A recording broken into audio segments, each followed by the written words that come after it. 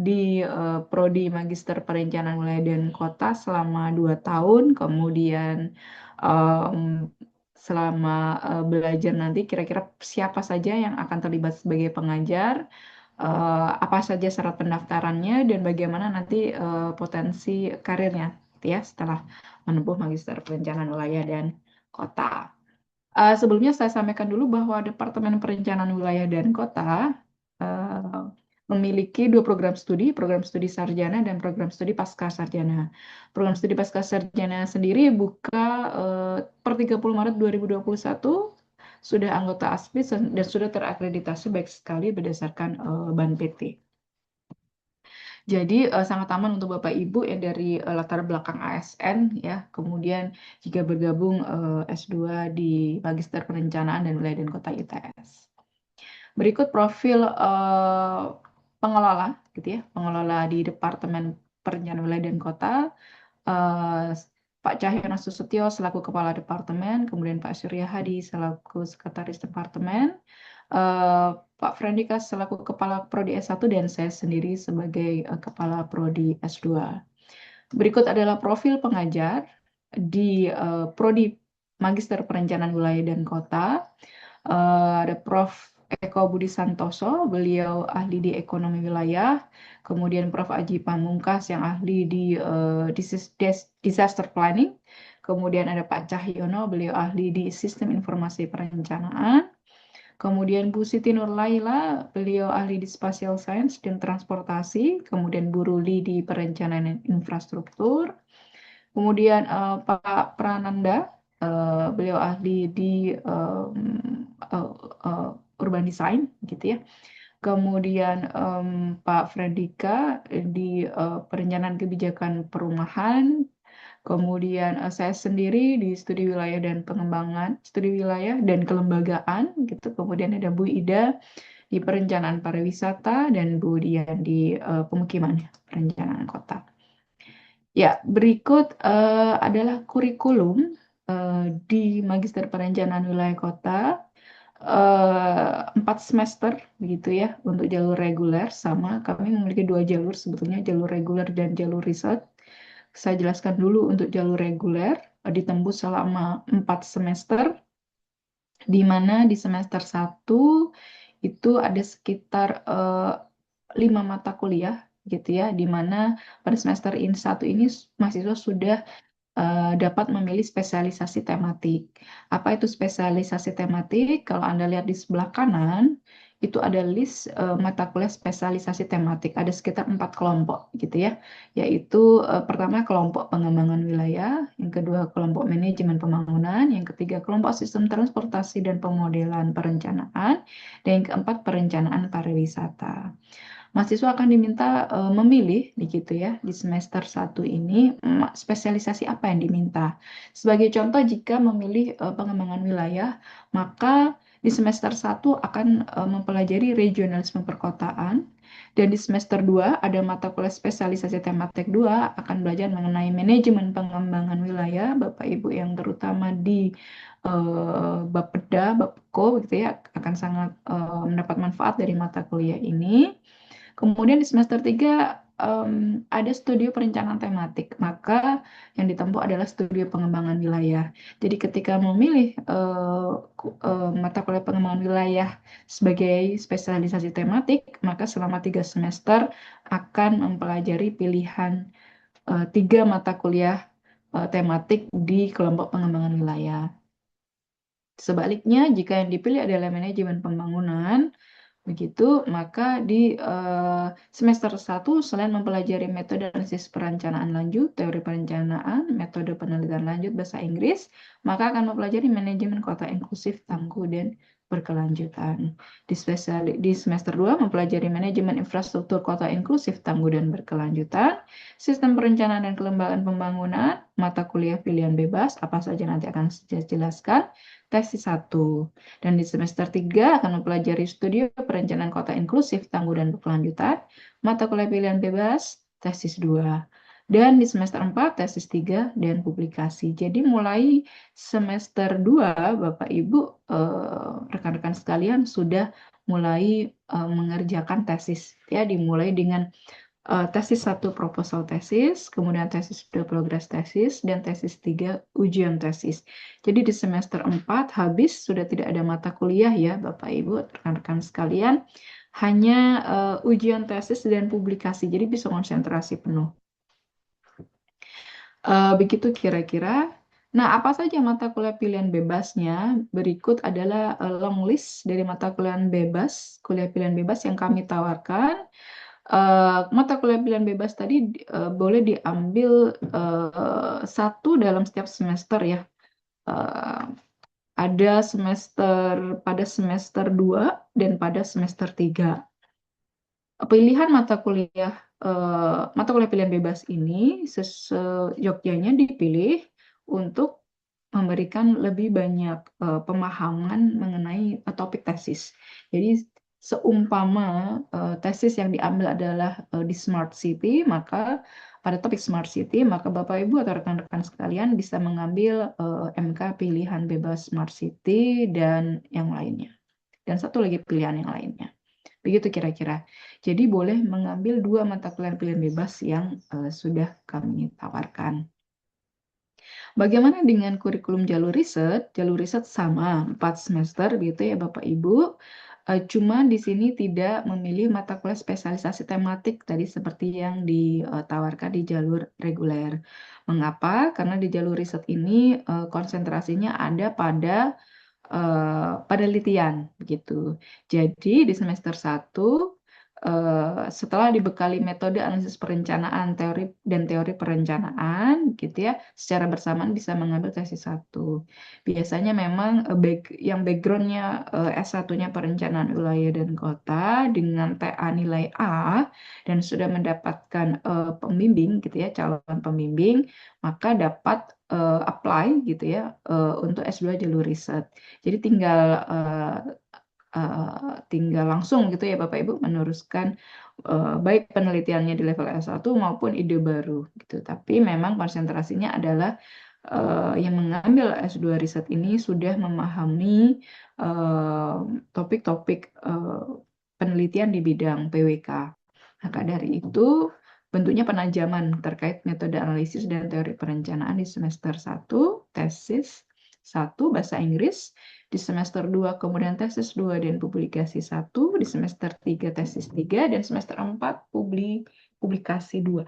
Jadi memang ada syarat 2 publikasi ya Bapak Ibu dan rekan-rekan sekalian. Jadi Bapak Ibu yang berada di BRIDA atau di BRIN gitu ya, sangat cocok untuk mengambil jalur riset ini. Total SKS-nya sama, 52 SKS, baik jalur reguler maupun jalur riset. SKS-nya besar-besar ya Bapak Ibu, mata kuliahnya tidak terlalu banyak. Nah, berikut adalah fasilitas yang dimiliki di Magister Perencanaan Wilayah dan Kota, gitu ya. Ada ruang kelas, laboratorium, perpustakaan, kemudian juga ruang seminar dan working space. Ya, kami sedang menambah working space lagi, begitu ya, karena animo pendaftar S2 juga semakin besar. Berikut adalah list kerjasama luar negeri dan dalam negeri, begitu ya. Ini yang luar negeri, kami sekarang sedang menjalin kerjasama dengan Liverpool, kemudian QT, dan juga yang tidak ada di sini ya, adalah QT, Queensland University of Technology, dan satu lagi akan bergabung UiTM gitu ya dari Malaysia. Nah, exposure exposure pengajar luar negeri itu sangat penting Bapak Ibu, terutama kok di kami dalam bentuk selain guest lecture juga dalam bentuk joint supervisory. Jadi kami memastikan bahwa mahasiswa yang bergabung di Magister Perencanaan Wilayah Kota itu memiliki pengalaman gitu ya dan jaringan internasional. Kami juga tengah menggodok kerjasama dengan UNER gitu ya dengan mengenai S2 Kebijakan Publik. Berikut adalah list kerjasama praktisi dalam negeri di mana kami sudah banyak bekerja sama baik dalam bentuk penelitian maupun pengabdian masyarakat gitu ya. Artinya apa? Artinya Bapak Ibu jika memiliki background sebagai ASN, kami sangat membuka juga selain peluang kerjasama praktisi dalam bentuk konsultasi, kami juga membuka kerjasama dalam bentuk pembelajaran S2. Bagi Bapak Ibu yang berada di Dinas PU, Cipta Karya, Tata Ruang, gitu ya, atau bisa juga di Bapeda, Bapeko, gitu ya. Kami bisa membuka kelas kerjasama dengan minimum jumlah mahasiswanya 12 orang dalam satu kelas. Dengan demikian, kami bisa menyesuaikan kebutuhan kurikulum, menyesuaikan dunia yang digeluti oleh Bapak Ibu sekalian. Kemudian kami juga bisa apa ini namanya mengarrange waktu kuliah yang sudah disesuaikan. Jadi bentuk kerjasama perkuliahan dengan bentuk kerjasama itu sudah sangat umum dilakukan di ITS di departemen-departemen lainnya. Jadi kami sangat membuka kesempatan kepada Bapak Ibu sekalian gitu ya, baik pada level kota atau level provinsi ya, bisa untuk bergabung dan membuka kelas kerjasama sehingga kemudian bisa apa ini namanya bisa kami settingkan kurikulumnya sesuai. Berikut adalah profil mahasiswa kami sudah tersebar di seluruh Indonesia begitu ya. Ini per data tahun 2025 gitu ya. Jadi untuk tambahannya lebih banyak lagi warna seharusnya di sana gitu. Tapi memang ada dua kelompok student status gitu ya, status mahasiswa di kami yaitu PJJ dan reguler kelas. Jadi ada dua kelas, kelas PJJ, kelas pendidikan jarak jauh, dan kelas reguler. Nah, baik karena tadi ada skema reguler, skema riset, kemudian ada dua jenis kelas, kelas tatap muka dan kelas PJJ. Untuk kelas tatap muka gitu ya, yang dimaksud dengan kelas tatap muka adalah kelas yang diselenggarakan pada waktu eh, pagi siang hari begitu ya Bapak Ibu. Jadi jam 8 jam kerja lah. Dari jam 8 sampai sore. Sedangkan kami juga menyelenggarakan kelas PJJ, Pendidikan Jarak Jauh untuk profesional yang dilaksanakan setelah jam kerja. Gitu ya Bapak Ibu ya, setelah jam 4 sore. Nah, jadi memang untuk Bapak Ibu yang sudah memiliki afiliasi gitu ya dan tidak bisa mengikuti perkuliahan ketika pada saat jam kerja, maka dapat memilih kelas profesional. Ini diselenggarakan Senin sampai Kamis ya seharusnya. Kalau Jumat itu seharusnya sudah apa ini namanya diselenggarakan jika memang ada janji dengan pengajar. Nah, bagaimana dengan persyaratan akademiknya? Begitu ya. Untuk jalur reguler, lulusan S1 dari program studi terakreditasi B minimal ya, Bu.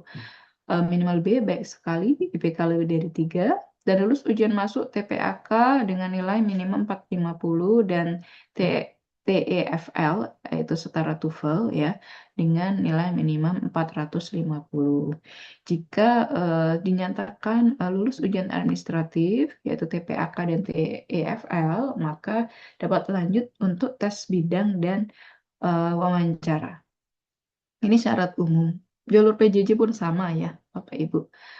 Nah, untuk riset gitu ya, nah ini syaratnya memang agak berbeda, yaitu masih tetap untuk akreditasi minimum B, IPK lebih dari 3, skor TPAK dan TVL-nya sama, cuman gitu ya ada syarat tambahannya, yaitu telah mempublikasikan salah satu publikasi ilmiah baik dari jurnal internasional atau presiden terindeks, atau jurnal nasional terakreditasi, atau paten terdaftar. Kemudian sudah memiliki usulan topik penelitian yang telah dikonsultasikan dengan calon dosen pembimbing, dan nilai tugas akhirnya atau skripsinya adalah A. Jadi ini memang tambahan syarat untuk mahasiswa yang berminat untuk memilih jalur riset. Gitu ya, Pak Ibu. Karena memang perkuliahannya tidak ada tatap muka kecuali untuk semester 1 gitu ya. ada dua mata kuliah yang membutuhkan tatap muka, selebihnya full riset. Maka lebih seperti asistensi begitu ya dengan dosen pembimbing. Demikian. Nah, silakan disesuaikan ya Bapak Ibu, dapat memilih kelas PJJ jika tidak bisa melaksanakan perkuliahan dalam jam kerja, gitu ya.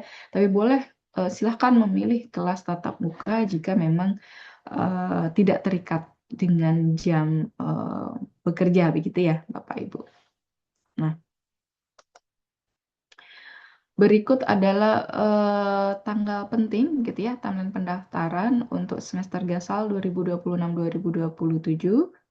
Seleksi program Pascasarjana ITS, kami mengikuti pusat untuk tanggal-tanggalnya, tanggal-tanggal pentingnya. Nah, sekarang ini memang gelombang terakhir ya, Bapak Ibu, gelombang 4. Dan rekan-rekan sekalian, gelombang 4 ini sebetulnya dikhususkan untuk mahasiswa beasiswa fresh graduate, tapi tetap dibuka untuk umum juga, gitu ya. Pendaftarannya mulai tanggal 23 Juni sampai 30 Juli. Dengan ujian materi bidang nanti tanggal 3-5 Agustus. Lanjut interview di tanggal yang sama dan akan diumumkan tanggal 8 Agustus hasilnya. Pengisian SIP maba tanggal 10 sampai 11 dan pembayaran SPP di tanggal 18 sampai 20 Agustus. Ya, jika ada update tanggal bisa dicek di link yang ada di layar gitu ya, di www.its.ac.id/admission/seleksi pascasarjana umum pendaftaran gitu ya Bapak Ibu. Jika ingin mengetahui lebih lanjut. Nah, berikut adalah persyaratan pendaftarannya, begitu ya.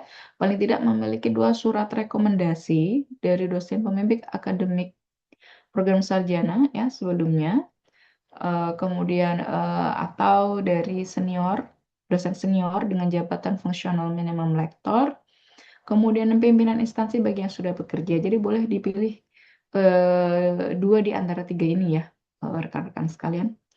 Nah, kemudian syarat TOEFL ya minimum memang 477. Pusat bahasa ITS itu menyelenggarakan gitu ya tes ini. Jadi mudah ya, relatif mudah diakses informasinya dan banyak tanggal yang disediakan.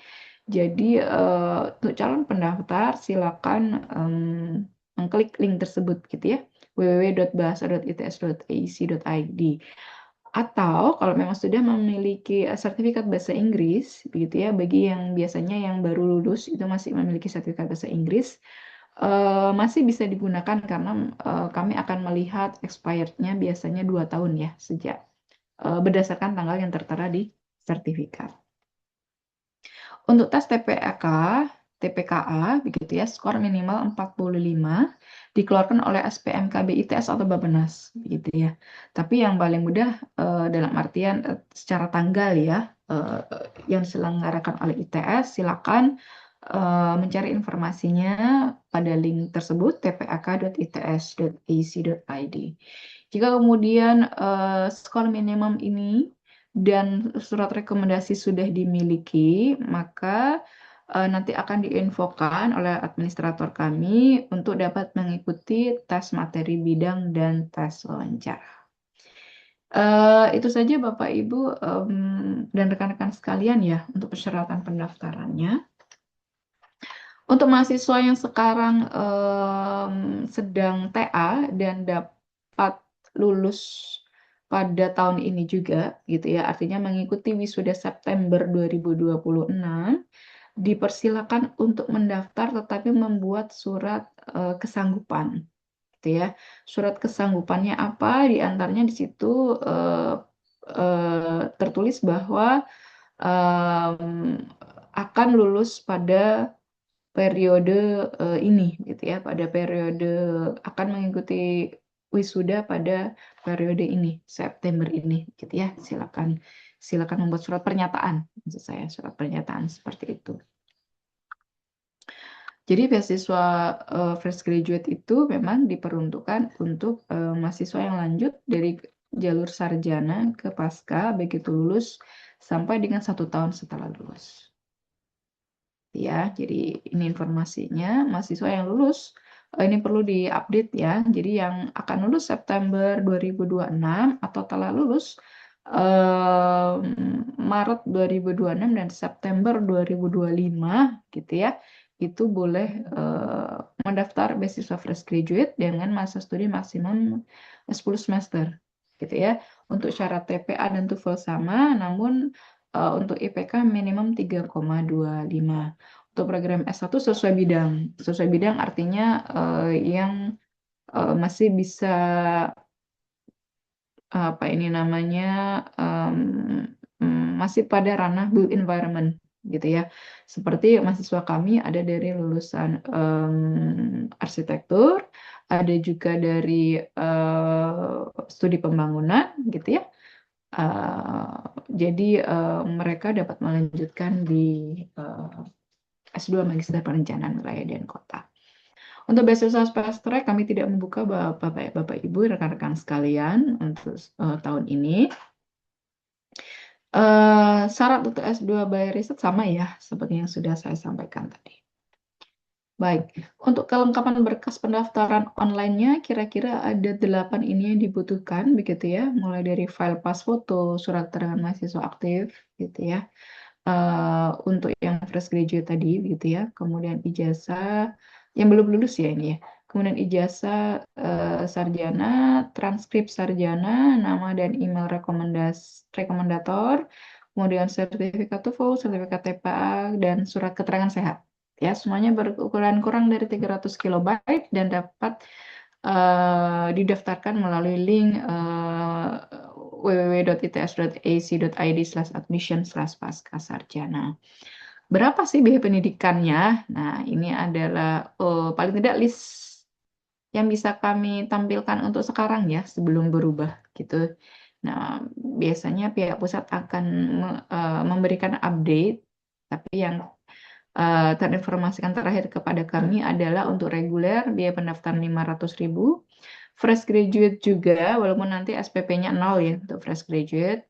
Kemudian SPP per semester untuk MPA reguler 12,5. Untuk PJJ bisa dilihat detailnya nanti ya di admission seleksi di link tersebut, tapi kira-kira sebesar 15 juta kalau saya tidak salah. Gitu ya, untuk biaya wisuda 0. Ini adalah link yang kami sediakan, bisa di capture begitu ya. Jika ingin mengetahui lebih lanjut mata kuliah tersebut yang sudah saya sampaikan tadi, sekiranya untuk belajar apa gitu ya. Ada rencana pembelajarannya di short link tersebut ya. Kemudian untuk baku mutu program magister bisa dicek juga di sana. Kemudian website Pascasarjana ITS dan link pendaftaran. Jadi ini adalah link penting Bapak Ibu, rekan-rekan sekalian yang bisa di capture, gitu ya. Nah, untuk yang belum memiliki afiliasi, begitu ya, memang mahasiswa kami cukup beragam. Ada yang sudah memiliki afiliasi, ada yang belum, begitu ya. Bagi Bapak Ibu yang sudah memiliki afiliasi, tentu saja dengan memiliki gelar MPWK, begitu ya, atau keahlian magister, maka kemudian sangat berdampak pada karirnya, gitu ya. Untuk kenaikan jenjang karir ke depan, saya kira akan sangat membantu, gitu ya. Nah, bagi yang belum memiliki afiliasi, gitu ya, profesi apa saja sebetulnya yang bisa dijalani nantinya. Yang pertama yaitu konsultan, kemudian banyak alumni kami gitu ya yang sudah lulusan S2 itu kemudian bisa apa yang bergerak lebih jauh gitu ya sebagai tim leader dalam proyek yang diambilnya. Jadi memang syarat tim leader adalah paling tidak minimum lulusan S2 dengan pengalaman tertentu ya, masa pengalaman beberapa periode tertentu begitu ya. Kemudian untuk instansi pemerintahan juga menjadi salah satu apa ini namanya profesi ya, yang bisa di dilamar gitu ya. Beberapa alumni kami setelah lulus dari MPWK kemudian terafiliasi dengan instansi di pemerintahan pusat, di Kementerian PU, di Kementerian Pertanian gitu, dan lain sebagainya. Kemudian juga di lembaga riset, alumni kami juga ada yang berafiliasi di lembaga riset gitu ya, di NGO yang kemudian aktif sekali dalam kegiatan risetnya. Juga banyak yang bergabung menjadi akademisi, termasuk di ITS, di departemen kami. Kemudian sebagai JIS analis, begitu ya, dan profesi jenis yang lintas PWK. Nah, memang dibutuhkan kesiapan mental dan akademis, begitu ya, dalam nanti menempuh MBWK. Mengapa demikian? Karena jalur magister itu sudah agak berbeda dengan jalur S1, begitu ya, karena dibutuhkan kemandirian, men-set target sendiri, gitu ya. Sebetulnya perkuliahannya tidak terlalu padat karena biasanya satu hari itu satu mata kuliah begitu ya. Jadi tidak terlalu sepadat S1, namun oleh karena itu diperlukan komitmen begitu, komitmen untuk bisa menyelesaikan tepat waktu ya, tidak terlena. Nah, maksimum untuk masa pembelajaran itu adalah 8 semester untuk program S2 gitu ya. Yang artinya 4 semester atau 2 tahun itu sewajarnya mahasiswa sudah bisa lulus gitu. Nah, baik, itu kira-kira yang bisa menjadi informasi yang saya sampaikan gitu ya. Oh iya, sebagai tambahan dapat juga mengisi usulan topik penelitian gitu ya untuk calon mahasiswa baru. eh, Mengapa demikian gitu ya, supaya nanti dapat kami arahkan gitu ya siapa yang akan menjadi pembimbingnya. Bidang keahlian S2 PWK ITS ada beberapa begitu ya, di perencanaan wilayah, perencanaan kota, kebencanaan, sistem transportasi dan spasial. Laboratorium pendukungnya pun ada 3. Jadi topik-topik di bawah laboratorium ini bisa menjadi pengembangan untuk usulan penelitian.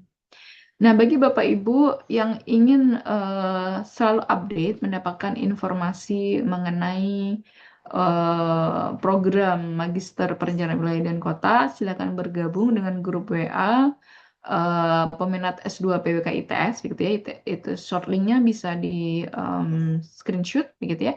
its.id/peminat S2 PWK ITS. Kemudian karena kami juga akan membuka jalur doktor pada waktu dekat, silakan juga bergabung pada WA group tersebut gitu ya, di its.id/peminat S3 PWK ITS. Untuk informasi pendaftaran ITS bisa mengklik web tersebut. Kami juga memiliki WA bisnis yang siap selalu dihubungi begitu ya, di nomor WA tersebut. Silakan untuk di screen capture gitu ya untuk slide ini. Baik, saya kira demikian Bapak Ibu informasi dan rekan-rekan sekalian, informasi mengenai profil Magister Perencanaan Wilayah dan Kota. Pendaftaran untuk gelombang 4 tahun ini dibuka sampai 31 Juli. Jadi pastikan masih ada waktu sekitar lebih dari setengah bulan gitu ya.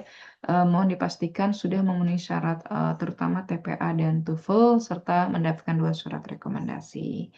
Demikian saya akhiri, semoga bermanfaat. Jika ada yang ingin ditanyakan atau Bapak Ibu sekalian ingin membangun kerjasama gitu ya, apabila ada yang berminat untuk membuka kelas kerjasama dengan Magister Perencanaan Wilayah dan Kota ITS, kami sangat membuka tangan selebar-lebarnya gitu ya. Silakan menghubungi WA bisnis yang sudah tertera di layar ini. Saya akhiri, selamat pagi. Assalamualaikum warahmatullahi wabarakatuh.